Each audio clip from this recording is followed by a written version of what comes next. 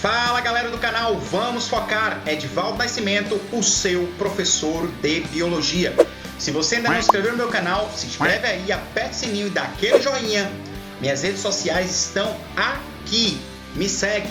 O tema da aula de hoje é Reino Monera, ou seja, hoje você irá aprender tudo sobre os principais representantes do Reino Monera, que são as bactérias, beleza?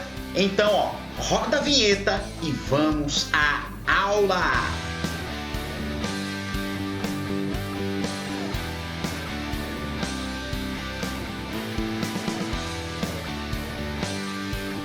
Vamos focar!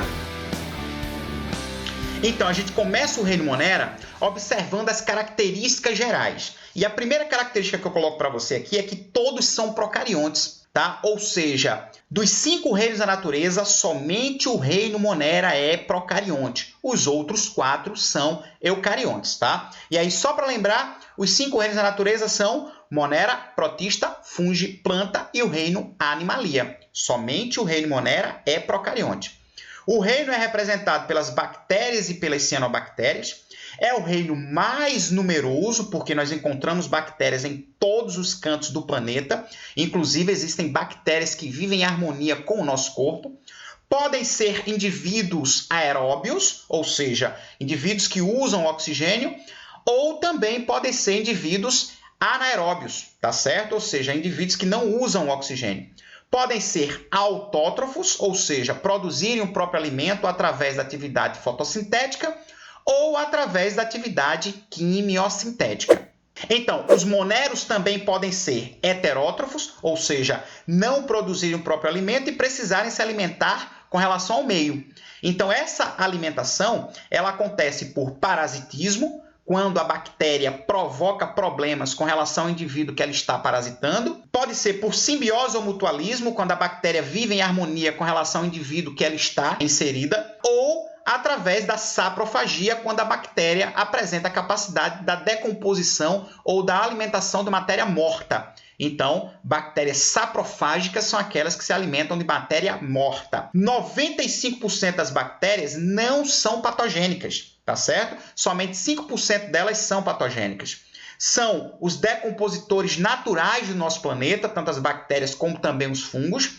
Apresentam grande importância econômica, porque hoje as bactérias são utilizadas nos processos fermentativos para a produção de alimentos e apresentam reprodução sexuada e reprodução assexuada.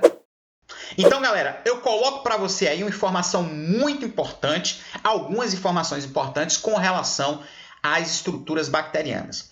Então, primeiro que as bactérias são os menores e mais simples seres vivos que habitam o nosso planeta. Elas vivem há aproximadamente 2 bilhões de anos. Notoriamente conhecidas como causadoras de doenças, porque leva-se em consideração que diversas doenças são provocadas por bactérias, e são. Mas vale colocar que somente 5% das bactérias são patogênicas. Os outros 95% são de bactérias extremamente importantes ao nosso planeta e principalmente a nós, seres humanos, e também os outros seres vivos. São os seres vivos mais bem adaptados da biologia, porque se eu levar em consideração os 2 bilhões de anos que as bactérias existem no nosso planeta, evidentemente, elas vêm passando por um processo excelente de adaptação. Em cada grama de solo cultivável, existem aí de 100 milhões a 2,5 bilhões de bactérias. No interior do intestino humano, encontra-se uma microbiota ou flora bacteriana, tá? Ou microbiota bacteriana, que é o termo mais eficiente, que nos auxilia na síntese da vitamina K. A vitamina K é a primeira vitamina produzida pelo nosso corpo e quem produz são as bactérias que estão inseridas no nosso intestino. Depois, eu tenho também as bactérias produzindo algumas vitaminas do complexo B. Veja que informação importante. Cerca de 70% do peso seco das fezes vai ser constituída aí por esporos bacterianos. Então, presta atenção! E aí, eu paro para mostrar para você justamente a estrutura bacteriana. E essa informação é importante você saber para que você conheça aí a organização estrutural. Então, observando de fora para dentro, nós vamos encontrar a parede bacteriana aqui por fora, Logo abaixo, vamos encontrar a membrana plasmática. Associada à membrana plasmática, nós vamos encontrar estruturas responsáveis pela respiração bacteriana, que eu vou chamar de mesossomo, está aqui ao lado. Nós vamos encontrar um ambiente interno celular, que eu vou chamar de citoplasma. Vale colocar que as bactérias elas não apresentam núcleo, por isso o termo procarionte. Vamos encontrar a única organela presente na estrutura bacteriana, que é o ribossomo. O ribossomo é a única organela que está presente em todos os tipos de células, porque é a única organela com capacidade de produção de proteínas. Vamos encontrar aqui um material genético filamentoso chamado DNA filamentoso e vamos encontrar uma característica da estrutura bacteriana quanto à presença de material genético, que é um DNA circular chamado de plasmídio. Plasmídio ou plasmídeo. Então, presta atenção aí a essas informações com relação à estrutura bacteriana.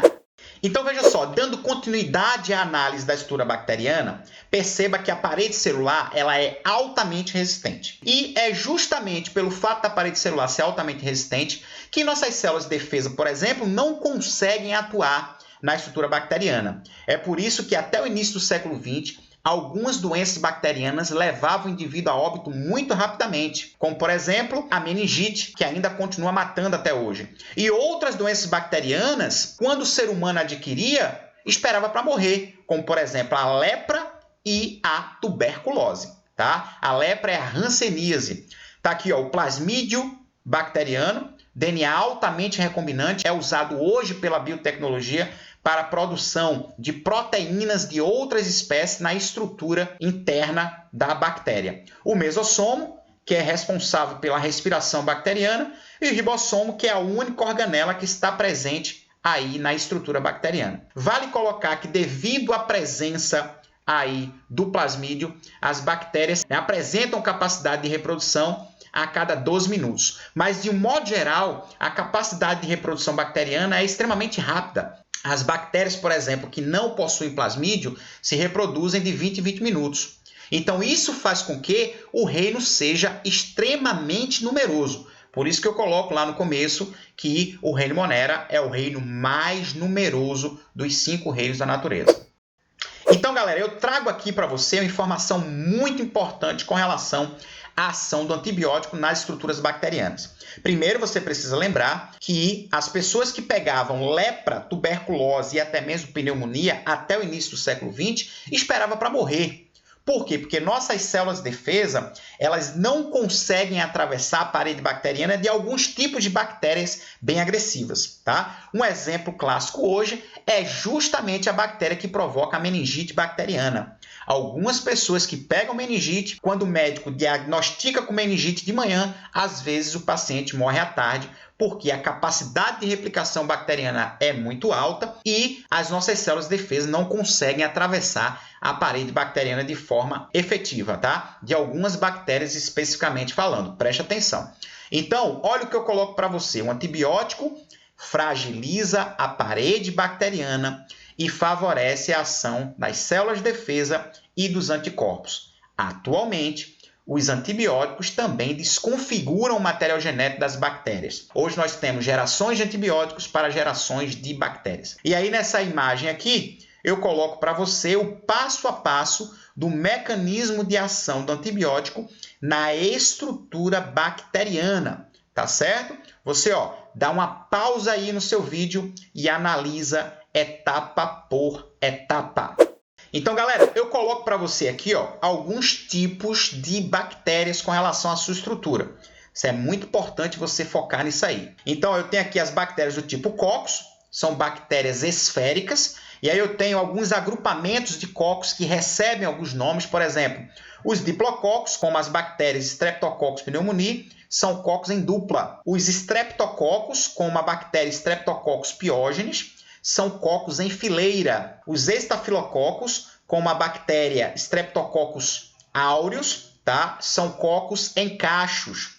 Tá? As bactérias que formam tétrade são tétrades constituídas por 4 cocos. E as sarcinas, tá aqui, são agrupamentos de cocos com o número de 8. Beleza? Como, por exemplo, a sarcina ventricule. As bactérias do tipo Bacillus, tá aqui, ó, são bactérias em forma de bastão.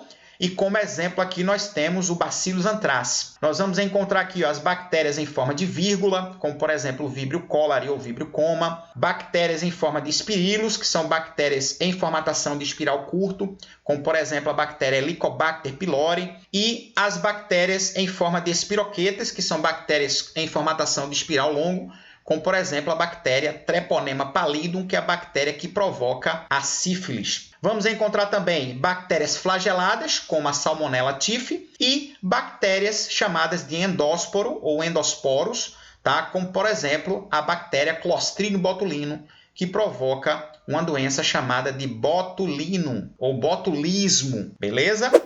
A gente para observar agora a reprodução bacteriana, tá? Um tópico do reino Monera muito importante e recorrente nos principais vestibulares do nosso país. Preste atenção a essa informação. Nós vamos encontrar as bactérias realizando dois tipos de reprodução. A reprodução assexuada, que é o principal tipo, é por isso que o número de bactérias é tão grande no nosso planeta. E nesse caso aqui, ó, a reprodução assexuada é um tipo de reprodução onde as bactérias originam outras diretamente, sem a troca de material genético. E o principal tipo de reprodução assexuada é um tipo de reprodução que nós chamamos de bipartição, que também pode ser chamado de cisparidade ou divisão binária.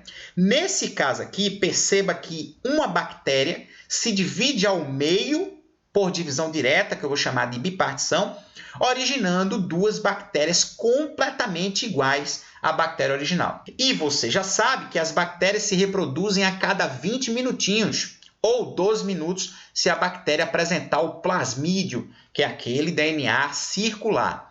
Então, já imaginou uma colônia de bactérias com milhares e milhares de bactérias 20 minutos depois? É por isso que algumas doenças bacterianas matam muito rapidamente, como, por exemplo, a meningite bacteriana. E aqui eu mostro para você exatamente o que eu acabei de falar. O esquema que demonstra justamente um tipo de reprodução assexuada bacteriana, que é a reprodução por bipartição. Reprodução assexuada do tipo bipartição, que é o principal tipo de reprodução que as bactérias utilizam. Então percebam aqui, ó, que eu mostro para você a estrutura bacteriana iniciando o processo de divisão. É claro que todo processo de divisão celular começa com a duplicação do material genético. Então você já estudou isso na minha aula sobre divisão ou ciclo celular. E aqui eu mostro para você, ó, a estrutura bacteriana se dividindo e no final duas bactérias com a mesma carga genética da célula original ou da bactéria original. Então isso faz com que as bactérias se mostrem em um número gigantesco no nosso planeta. Bem, e o segundo tipo de reprodução bacteriana é a reprodução sexuada. Nesse caso aqui, acontece troca de material genético entre as bactérias. E isso vai favorecer justamente o que nós vamos chamar de variabilidade gênica, originando bactérias com materiais genéticos diferentes, devido a essas trocas de materiais genéticos. E aí nós temos aqui, ó, 3 tipos de reproduções sexuadas. O primeiro tipo de reprodução sexuada é a conjugação. O segundo tipo de reprodução sexuada é a transformação. E o terceiro tipo de reprodução sexuada é a transdução. Vamos observar como acontece a reprodução sexuada do tipo conjugação. Então, na conjugação, o que é que vai acontecer? As bactérias, elas se aproximam uma da outra e formam aqui o que eu vou chamar de ponte citoplasmática. Essa ponte citoplasmática aqui, ela é chamada de pile sexual. E é através dessa ponte citoplasmática que as bactérias trocam materiais genéticos entre si, consequentemente favorecendo aí a variabilidade gênica, originando duas bactérias que apresentam materiais genéticos diferentes uma da outra. Isso é um problema porque isso vai acarretar o que a gente vai chamar de resistência bacteriana, não somente ao antibiótico, mas também a outros tipos de drogas e também com relação ao próprio meio em que ela está inserida. Então, o segundo tipo de reprodução sexuada é a transformação. Na transformação, o que acontece principalmente? Preste atenção a essa informação. O que acontece principalmente na transformação bacteriana? Bactérias que sobreviveram absorvem material genético das bactérias que morreram, tá? Então, na transformação, as bactérias vivas capturam o material genético das bactérias mortas. E aí, consequentemente, isso vai gerar justamente o que eu vou chamar de variabilidade gênica, e as bactérias que estão capturando o material genético das bactérias que morreram darão origem a bactérias diferentes geneticamente da bactéria que iniciou o processo de divisão celular ou o processo de replicação. Então, olha a informação que eu coloco para você. A transformação bacteriana acontece em alguns tipos de bactérias que conseguem adquirir trechos de moléculas de DNA dispersos no meio e incorporá-los ao seu DNA. Essas bactérias ficam, então, com a constituição genética modificada e são chamadas de transformadas. Por isso que o termo é transformação. E esses materiais genéticos que ficam livres no meio e que são capturadas por bactérias vivas eram materiais genéticos de bactérias que morreram. O terceiro tipo de reprodução sexuada bacteriana é a transdução, um tipo de reprodução muito importante e muito cobrado nos vestibulares aí do nosso país. Presta atenção a esse tipo de reprodução. Nesse caso aqui, a troca de material genético entre as bactérias acontece através de um auxílio ou do auxílio de um vírus chamado bacteriófago, que é um vírus parasita exclusivo de bactérias. Então, veja aqui o conceito de transdução. Transdução é o processo de reprodução no qual o DNA bacteriano é transferido de uma bactéria para outra por um vírus, os chamados bacteriófagos. Existem dois mecanismos de transdução. O mecanismo generalizado, em que qualquer gene pode ser transmitido de uma bactéria para outra, e o mecanismo restrito, que vai se limitar a alguns genes específicos. Mas o processo de variabilidade gênica acontece devido à ação da estrutura viral. Então perceba que o vírus aqui atua na bactéria, insere seu material genético, captura material genético bacteriano. Quando ele parasita outra bactéria, ele transfere o material genético da bactéria que ele parasitou anteriormente para a bactéria que ele está parasitando. E aí, imagine um ciclo onde ele irá parasitar várias bactérias, automaticamente transferindo pedaços de materiais gênicos entre essas várias bactérias, aumentando a sua variabilidade. Ok? Cianobactérias, também conhecidas como algas azuis. Atualmente, o termo utilizado é cianobactérias, tá? Então, as cianobactérias são micro-organismos unicelulares, procariontes e fotossintetizantes. Também são chamadas de algas azuis ou cianofícias, mas muito cuidado com o termo atualmente utilizado, cianobactérias. Resumidamente, as cianobactérias são as bactérias fotossintetizantes. As cianobactérias são indivíduos muito antigos no nosso planeta. Surgiram há aproximadamente 3,5 bilhões de anos. Pelo fato de realizarem atividade fotossintética, as cianobactérias foram literalmente os seres produtores mais primitivos e responsáveis pela liberação de gás oxigênio na nossa atmosfera. Olha aqui a estrutura de uma cianobactéria. As cianobactérias são mais cobradas em vestibulares quando se faz a associação com substâncias tóxicas produzidas por elas, tá? Mas aí daqui a pouquinho eu vou falar melhor sobre essas cianotoxinas. Aqui eu tenho a estrutura ou as estruturas de algumas cianobactérias. Perceba aqui uma hipermultiplicação de cianobactérias, característica de ambiente poluído. Esse processo aqui nós chamamos de eutrofização, quando se tem uma grande quantidade de matéria orgânica livre no meio, e essa grande quantidade de matéria orgânica favorece a multiplicação de seres vivos que se alimentam aí dessa matéria em decomposição, tá certo? E as cianobactérias fazem a representação de seres vivos saprofágicos, ok?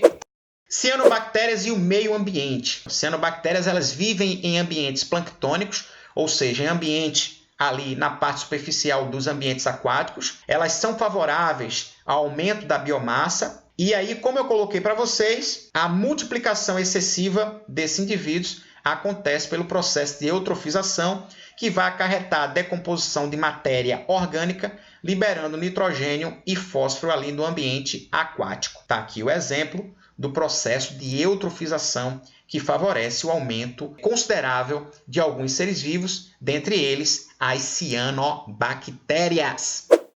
Então agora eu vou falar aqui para vocês as substâncias tóxicas produzidas pelas cianobactérias, que nós vamos chamar de cianotoxinas. As cianotoxinas, elas são bastante problemáticas com relação ao meio ambiente. porque ela intoxica os seres vivos, inclusive nós, seres humanos, tá certo? E aí, a intoxicação por cianotoxinas provoca problemas graves, tá? Depois você dá uma pausa nesse vídeo, aqui nessa página, e lê todas essas informações aqui, tá certo? Mas, por exemplo, quando as cianotoxinas produzidas pelas cianobactérias entram em contato com os seres humanos, elas podem provocar paralisação hepática, elas podem provocar paralisação renal, elas podem provocar danos ao sistema nervoso central, podem provocar danos à atividade digestiva e danos a outros órgãos do nosso corpo fundamentais à nossa vida.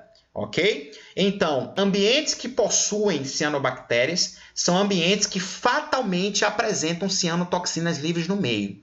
É por isso que você não pode beber água em qualquer ambiente que apresente água acumulada, porque esse ambiente pode ser um local onde exista aí uma grande quantidade de cianobactérias livres no meio. Então, dá uma pausa nesse vídeo e faz a leitura dessas informações aqui para você enriquecer o seu capital biológico, beleza? Vamos focar!